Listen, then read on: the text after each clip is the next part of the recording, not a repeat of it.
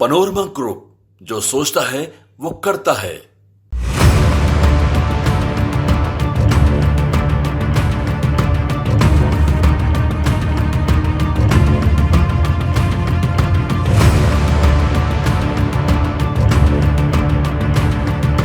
नमस्कार, मैं निकिता शर्मा, आप देख रहे हैं न्यूज हाट। बिहार की गया जिले में कुल 10 विधानसभा सीटें हैं। वजीरगंज विधानसभा सीट बेहद ही खास सीट मानी जाती है। वजीरगंज विधानसभा सीट से बीजेपी के वीरेंद्र सिंह वर्तमान विधायक हैं।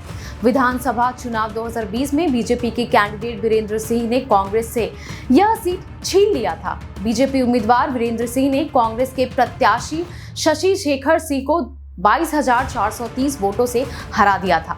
वजीरगंज विधानसभा क्षेत्र बिहार की राजनीति में एक महत्वपूर्ण स्थान रखता है और इस सीट पर मागधी सेना के राष्ट्रीय अध्यक्ष चितरंजन कुमार, जिन्हें आमतौर पर चिंटू भैया के नाम से जाना जाता है, एक उभरते हुए प्रभावशाली नेता के रूप में सामने आए हैं। सामाजिक न्याय, क्षेत्रीय विकास और युवाओं के अधिकारों के लिए निरंतर संघर्ष करने वाले चिंटू भैया जन समर्थन की मजबूत नींव पर खड़े हैं। कहते हैं, नेता बनने के लिए कुर्सी चाहिए, लेकिन जन सेवक बनने के लिए सिर्फ एक चीज चाहिए, दिल से जनता के लिए धड़कने वाली सोच।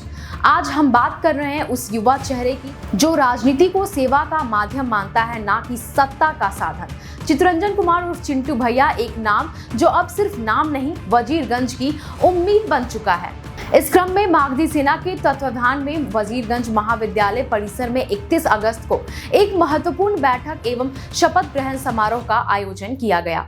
इस अवसर पर वजीरगंज विधानसभा क्षेत्र अंतर्गत आने वाले सभी ग्राम पंचायतों एवं नगर पंचायत के मागधी सेना अध्यक्ष एवं उपाध्यक्ष उपस्थित रहे।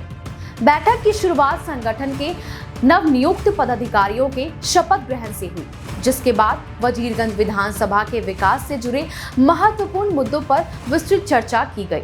इस चर्चा में संगठन विस्तार की रणनीति तय की गई तथा यह स्पष्ट किया गया कि जनता की प्राथमिकताओं और समस्याओं को सर्वोच्च महत्व दिया जाएगा। बैठक के उपरांत आयोजित प्रेस वार्ता को संबोधित करते हुए मागधी सेना के अध्यक्ष चितरंजन कुमार उर्फ चिंटू भैया ने कहा, मागधी सेना का हर कार्यकर्ता वजीरगंज विधानसभा क्षेत्र की जनता की आवाज को बुलंद करेगा। हमारा संगठन जनता के हक और विकास के मुद्दों पर मजबूती से खड़ा रहेगा। चिंटू भैया ने आगे कहा कि संगठन की जड़ें गांव-गांव तक मजबूत की जाएंगी और जनता की भागीदारी से हर समस्या का समाधान ढूंढा जाएगा। उन्होंने युवाओं और बुद्धिजीवियों के संगठन में जुड़ने की अपील की और कहा कि मागधी सेना हमेशा जनता की आवाज बनकर काम करेगी। आगे उन्होंने क्या कुछ कहा, आइए जरा सुनते हैं इस वीडियो में। हम लोग का जो संगठन है वो मागधी सेना है। मागधी का पहले मतलब बता दूं कि मगध के जो क्षेत्र थे उसको मागधी कहा जाता था, जो अपभ्रंशित होकर के मगध हो गया। बाद में मगध में जो लोग वास करते थे उसको मागही कहा जाता था, मगही हो गए। तो हम लोगों ने पुरानी अपनी जो हमारा धरोहर है मगध का, जो पुराना गौरवशाली इतिहास है, हमारे यहाँ बुद्ध भी आए, हमारे यहाँ जैन धर्म भी हमारे यहाँ शुरुआत हुआ, तो हमारे यहाँ सम्राट अशोक भी हुए और हमारे यहाँ मोक्ष की धरती भी है। और अभी आपने देखा कि पिंडदान भी हमारे यहाँ होने वाला है, दुनिया के लोग आएंगे। तो हमारा मतलब हमारा मेन उद्देश्य है कि समाज की सेवा करना हो। समाज की सेवा हम जितना अकेले कर पा रहे थे वो थोड़ा कम पड़ रहा था, तो हमने एक टीम बनाने का प्रयास किया है ताकि वो टीम मिल करके गरीबों के, दलितों की, विधवा महिलाओं की और ऐसे भी बच्चे हैं जो जिनके माता पिता नहीं है, उनका लालन पालन, उनकी शिक्षा की व्यवस्था करना और हमारे के यहाँ जो रोजगार है उसके बारे में भी युवाओं के लिए हम लोग काम कर रहे हैं कि युवाओं को ज़्यादा से ज़्यादा रोजगार मिले। उसके लिए भी हम लोग काम कर रहे हैं, उसके लिए हम लोग संघर्ष करेंगे। अभी हमने आज लगभग वजीरगंज, हम यहाँ के हैं इसलिए हमने वजीरगंज से शुरू किया, लेकिन पूरे मगध में विस्तार होगा इसका धीरे धीरे करके।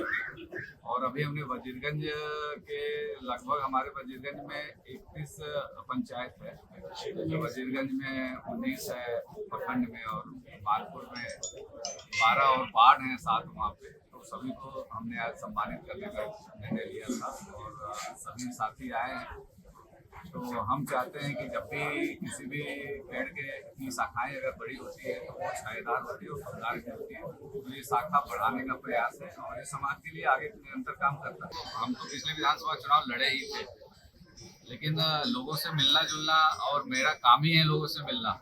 सामाजिक जीवन में है तो लोगों से प्रेम, हमारा परिचय उनसे हो।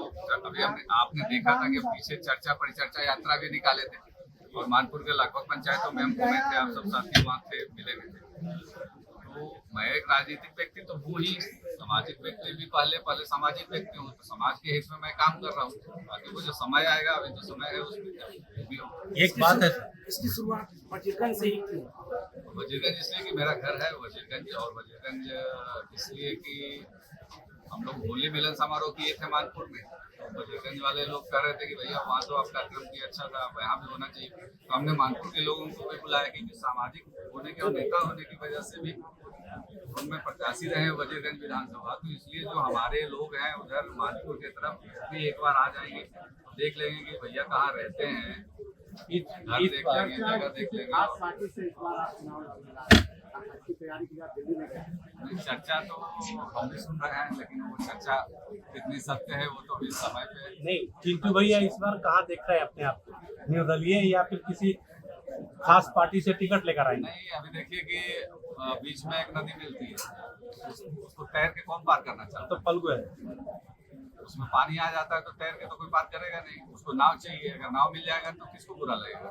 और आप सब जानते हैं, अभी हम लोग जो हमारे यहाँ टूरिस्ट पैलेस है वजीरगंज के अंतर्गत भी बहुत सारे टूरिस्ट पैलेस है, जैसे कुटबिहार है, गया बोधगया राजगीर के बीच में बहुत ही सुंदर जगह है। हमारे यहाँ हमसे लगभग 6-7 किलोमीटर पर गहलौर घाटी है, हमारे यहाँ दर्शन मानिए। इन स्मृतियों में अभी भी वो चीजें नहीं है जिसको टूरिस्ट लोग आ सके। टूरिस्ट रोजगार नहीं पैदा हो रहा है, हमारे ग्रामीण टूरिस्ट को बढ़ावा नहीं मिल रहा है। हम उसके लिए भी संघर्ष कर रहे हैं, उसके लिए आवाज उठा रहे हैं। तो जैसा कि आपने सुना चिंटू भैया ने क्या कुछ कहा। आगे आपको बता दें कि वजीरगंज प्रत्याशी इस कार्यक्रम में क्षेत्र के प्रमुख सामाजिक कार्यकर्ता, पंचायत प्रतिनिधि एवं संगठन के वरिष्ठ पदाधिकारी बड़ी संख्या में मौजूद थे। चिंटू भैया का सफर सत्ता के गलियारों से नहीं बल्कि गांव की गलियों से शुरू हुआ। बचपन से ही आम जनता की परेशानियों को करीब से देखा, महसूस भी किया। कभी टूटी हुई सड़क पर गिरते बच्चों को देखा तो कभी अस्पताल की लाइन में रोते हुए बुजुर्गों को। उन्हें एहसास हुआ कि बदलाव सिर्फ बातें करने से नहीं आता, इसके लिए जमीन पर उतरना पड़ता है।